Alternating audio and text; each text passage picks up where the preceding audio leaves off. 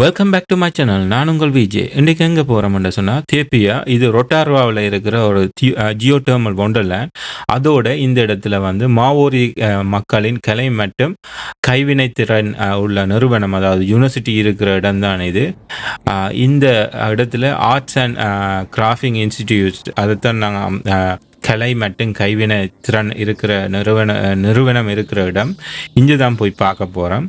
இந்த டூர் எப்படி என்று சொன்னால் கைடட் டூர், ஒரு 90 minutes கைடட் டூர். அவையில் அந்த ஆர்ட் மற்றது கிராஃபிங் எப்படி செய்கிறேன்னு சொல்லி முதல் சொல்லி தருவினேன். மற்றது மாவோரிஸின் ஹிஸ்டரி எப்படி இருந்தேன்னு சொல்லியும் சொல்லி தருவினேன். அதுக்கு பிறகு தான் நாங்கள் ஜியோடெர்மல் ஒண்டர்லேண்டுக்கு போகலாம். நாங்கள் அந்த இன்ஸ்டிடியூட்டை தான் முதல் பார்க்க போகிறோம். அது வந்து கைடட் டூர். அதை பார்த்துட்டு தான் நாங்கள் ஜியோடெர்மல் ஒண்டர்லேண்டுக்கு போகலாம். முதல் 1 hour எங்களுக்கு எக்ஸ்பிளைன் பண்ணுவினேன் என்னென்ன நடந்ததுன்னு சொல்லி. அதை நான் சுருக்கமாக உங்களுக்கு சொல்கிறதுக்கு எத்தனைக்கிறேன். நான் தான் முதலாவது ஆள். 8 மணி டூருக்காக போனேன். நாங்கள் வெள்ளனை போய் 8 மணிலேருந்து 10 மணி வரை டூர் முடிச்சுட்டு திருப்பி நான் வரலாம்னு சொல்லி போனான்.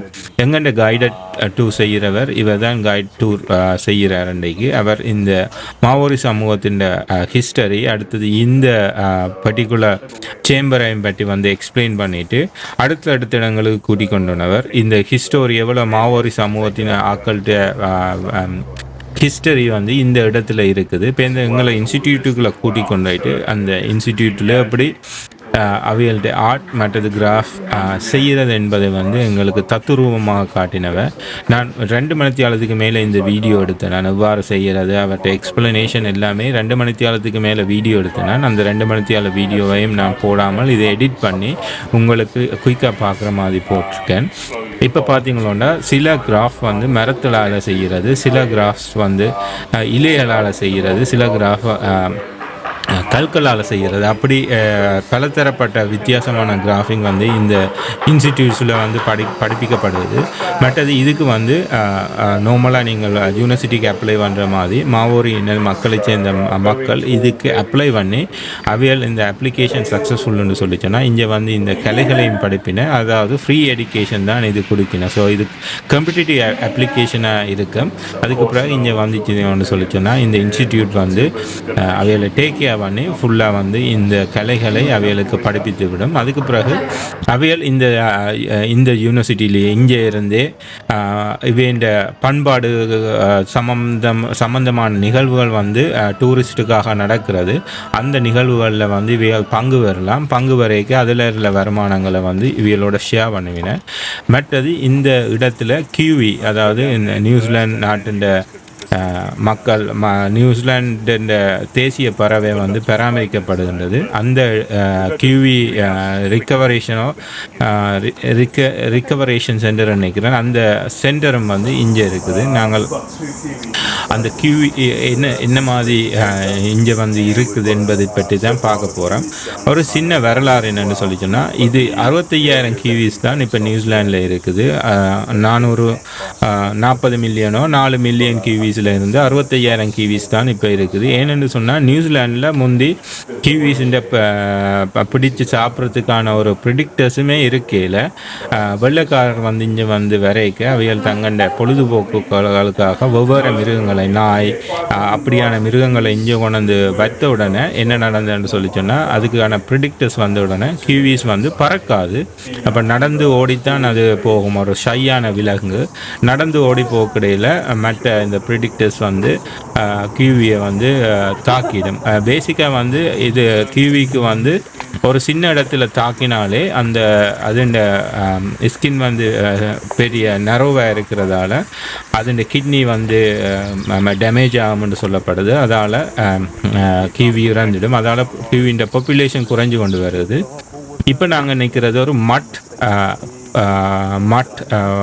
தேர்மல் ஒண்டர்லேண்டில். இந்த மட் வந்து ஹாஸ்பிட்டல்களுக்காக கொடுக்கறதாக சொல்லப்படுகின்றது. இவர் எங்கள்ட கைடட் டூ சொன்னவர் இது ஹாஸ்பிட்டல்களுக்காக கொடுக்குறவை. இங்கேருந்து இது எடுத்துக்கொண்டே அது உங்களுடைய ஸ்கின்னோ அல்லது உங்களுக்கு ஏதாவது காயம் நடந்து ஸ்கின்னில் ஏதாவது பிரச்சனை ஏற்பட்டால் இந்த மட்டால் அவைகள் ட்ரீட்மெண்ட் கொடுக்குறதாயும் சொல்லப்படுகின்றது. So from this view, from the bridge here, we can actually see 3 of the 5 Geyser quite easily. So the first one is down on the left there, those black boulders on the left. So you can see just on the side there. So that will go off prior to Puia erupting. Sometimes it goes off after the eruption too. But it can actually get up to about 35-40 feet in height.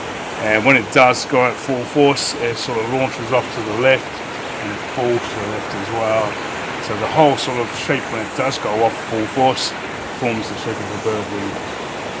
So when they saw that shape, they named it after the indigenous wood pigeon here in Aotearoa, Keriru. Looking pretty hot, eh?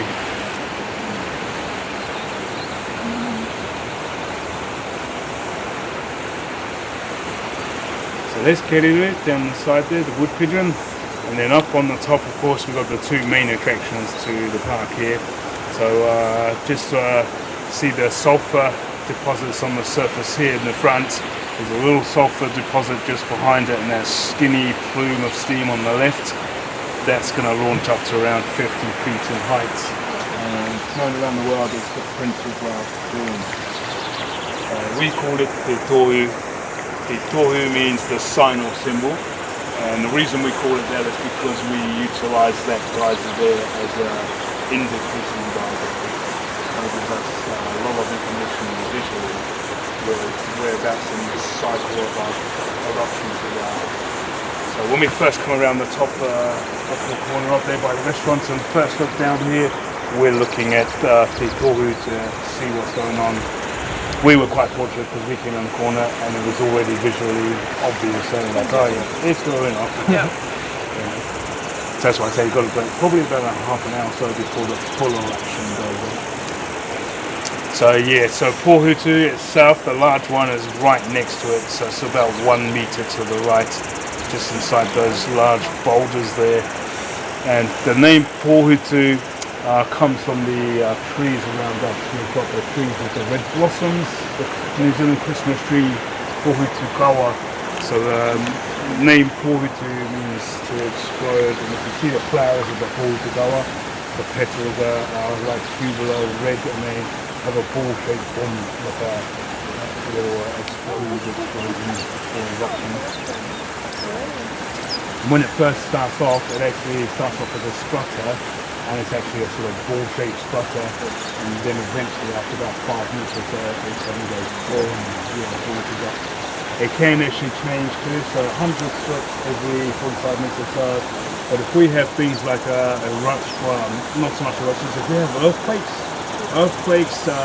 those rumbles there will cause Puia to go off about 3 times in an hour.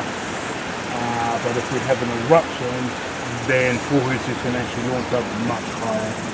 So a good example, about 4.5 years ago we had the White Islands out in the Bay of Plenty. It's about 200 plus, just over 200 kilometres northeast of here. It's out in the sea. That made international news because there was some scientists on the island when it erupted about 4.5 years ago. But a few minutes after that eruption, Puia suddenly shot up to 200 blows between our volcanoes. Obviously, so with the eruption there was that force of energy back this way and the magma in this volcano suddenly rose up. Wow. So with this river water, of course, as it's going past us and winding down towards Lake Rotorua, the water is also, some of it is seeping underground, and that's going to sort of add to the lakes that are underground, and then as it rains in heavily, some of that water seeping down and there's underground lakes underneath us. About 2 kilometres below our feet we have lakes, and we also have magma about it. To get a nice feel for that magma up around the corner here, just on the corner, we've got what we call hot rocks. So I would actually say, while you're waiting, go for a bit of a drift off and have a look on the platform there. But go and touch those hot rocks as well, because that gives you a little bit of that. There's also a vehicle, ladies and gents. So there's a PMV vehicle that comes down. It sits around the corner there. So if you don't fancy walking all the way back to the top, there is a vehicle you can catch. You can just jump on if there's enough seats. Otherwise, there is a shortcut just here on the bend, that white gravelly track there. That takes 2 minutes to get back to the top of the whole complex. So when you're ready to leave, you can, if there's not enough room there, that's faster than the vehicle. It's a shortcut, 2 minutes. Vehicle takes about 5 minutes to go around the whole thing, but you can quite easily beat it. There is more track as well, more valleys, so if you do want to explore, if you're into your walking and you don't have to rush away, there's more valley area of hot pools and mud pools around down the back here. It's about 45 minutes worth of walking, and there's a little tiny 2-minute track just up past there. There's toilets as well, just up behind those trees just over there. You see people coming down from that area there, and then there's that platform, of course, for that other view. It's worth going on the platform. I was just saying earlier too, that's our swimming pool for the village just over there, that whole wall blue pond. Larger than it looks, it's a little bit deeper than it looks before. It looks quite shallow from this angle. எங்கள்கிட்ட guided tour செய்கிறவர் எங்களுக்கு தர information எல்லாத்தையும் தந்துட்டு எங்களை சுற்றி பார்க்க சொல்லிட்டு போயிட்டார். இந்த இடத்துல இருந்து 5 கைசா என்று சொல்லப்படுற அந்த ப்ளோ ஹோல்ஸ் வந்து இருக்குது. ப்ளோ ஹோல்ஸ்ன்றது இந்த இதுக்களால் தான் தண்ணீர் சீருட்டு பாஞ்சி வரும். சில ப்ளோ ஹோல்ஸ் கனவு ஈரங்களுக்கு தண்ணீர் பாயம், சிலதுகள் சில அடிமட்டங்கள் மட்டும்தான் பாயம் என்று சொல்லிட்டு போனவர். இதில் மெயின் வந்து 30 தொடக்கம் 40 அடி வரை பாயம்னு சொல்லவே அந்த தண்ணி வழியில் வந்து பாய்ந்து அடிக்கும்னு சொல்லப்படுகின்றது. எப்படி இந்த கைசா ஒர்க் பண்ணுதுன்னு சொல்லி இதில் போட்டிருக்கேன். நான் உங்களுக்கு அந்த வாசித்ததை உங்களுக்கு சொல்கிறேன். அதாவது லாவா கீழே இருக்கும், அந்த எர்த் க்ரஷுக்கு கீழே லாவா இருக்கும். அந்த லாவா சில இடங்களில் மட்டுமே வெளியில் வர்றதுக்காக இருக்கும். மற்ற இடங்களில் அந்த ஸ்ட்ராங் ரொக் இருக்கிறதால லாவா பெருசாக வராது. மழை தண்ணி பெய்யக்க மழை தண்ணி அப்படியே கீழே போய் அந்த லாவாவை டச் பண்ணிக்க அந்த மழை தண்ணி பேசிக்காக வெப்பமாகி அது ஒரு டெம்பரேச்சர் 100 டிகிரி செல்சியஸுக்கு வரைக்க ஆவியாகும். அந்த ஆவியாகிற தண்ணி வந்து அந்த லாவான் அந்த தண்ணி வழியில் வர்றதான் இந்த கைசா என்று சொல்லப்படுகின்றது. இந்த தண்ணி சில ஓட்டையல்களால் வெளியில் வரும். அது எவ்ரி டைம் ஒவ்வொரு மணித்தியாலத்துக்கு ஒரு கால் இந்த இடத்துல இருந்து வெளியில் வர்றதாக சொல்லப்படுகின்றது. சில ஹோல்ஸ்லேருந்து ஒவ்வொரு டைம் ஃப்ரேமில் வரும். மெயின் இங்கே இருக்கிற ஹோல்லேருந்து ஒவ்வொரு மணித்தியாலத்துலேயுமே வெளியில் வர்றதாக சொல்லப்படுகின்றது. அது தண்ணி வரைக்க அதுக்குள்ளே உள்ள தண்ணி ஃபுல்லாக வெளியில் புஷ் பண்ணும். அந்த தண்ணி இந்த வெளியில் வரைக்க சிலிக்கா மற்றது சிலிக்கான் மெயின் கொண்டு வரும் என்று சொல்லப்படுகின்றது. அந்த தண்ணியில் இருந்து வந்த சிலிக்கா டிபாசிட்ஸுகளை நீங்கள் அந்த மலையில் பார்க்கத்தக்கதாக இருந்தது. செவரல் மினரல்ஸை வந்து கொண்டு வரோம். இப்போ இந்த இடத்துக்கு வரைக்க பயங்கர வெக்கையாக இருக்குது. இந்த ரொக்குகள் எல்லாம் பயங்கர சூடாக இருக்குமென்று சொன்னார். தொட்டு தண்ணி கொதிச்சு கொண்டிருக்கு. பார்க்க தெரியுதோ தெரியல, தண்ணி எங்கே கொதிச்சு கொண்டிருக்கு. 100 டிகிரி செல்சியஸ்.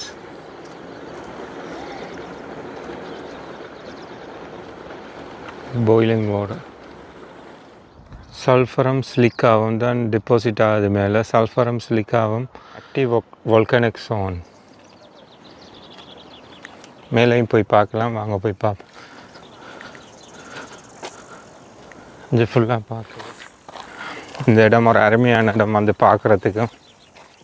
இந்த பர்டிகுலர் இந்த இடத்துல பேசிக்காக எல்லா இடமுமே பாயில் பண்ணி கொண்டு தான் இருக்குது. நாங்கள் இப்போ போய் பார்க்க போகிற இடம் சமைக்கிறதுக்காக கட்டப்பட்ட இடம். இந்த இடத்துல சமையல் செய்யினேன்.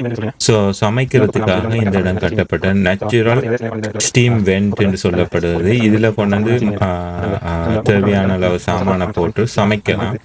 அப்படி சமைச்சு சாப்பாடும் இந்த இடத்துல கொடுக்கப்படுது. அதுக்கு நீங்கள் கைடட் டூர் ஆர்கனைஸ் பண்ணிட்டு அந்த டின்னரோ லஞ்சோ ஏதோ ஒன்று கொடுக்குறவ அதையும் நீங்கள் போய் சாப்பிடலாம். அந்த சிலிக்கா சல்ஃபர் சேர்ந்த ஒரு வாசனையோட சாப்பாடு வரும், என்ஜாய் பண்ணலாம்.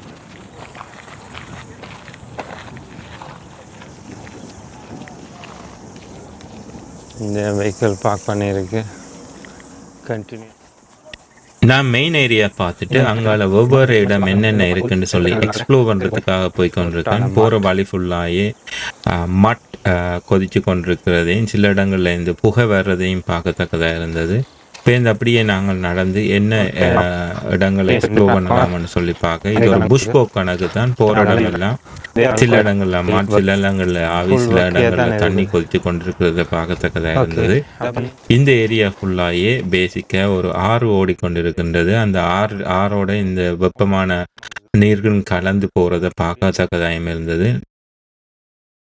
கொஞ்ச தூரம் நடந்து போனா போல மேலே இருந்து பார்க்கத்தக்க வியூவல் இருக்குது. அந்த மட் ஏரியாவோ அல்லது கொதிக்கிற ஏரியா. நீங்க அந்த தூரத்துல பார்க்கறது இந்த டூரிஸ்டுக்காக வைக்கப்பட்ட அந்த சமையல் செய்து கொடுக்குற இடம்.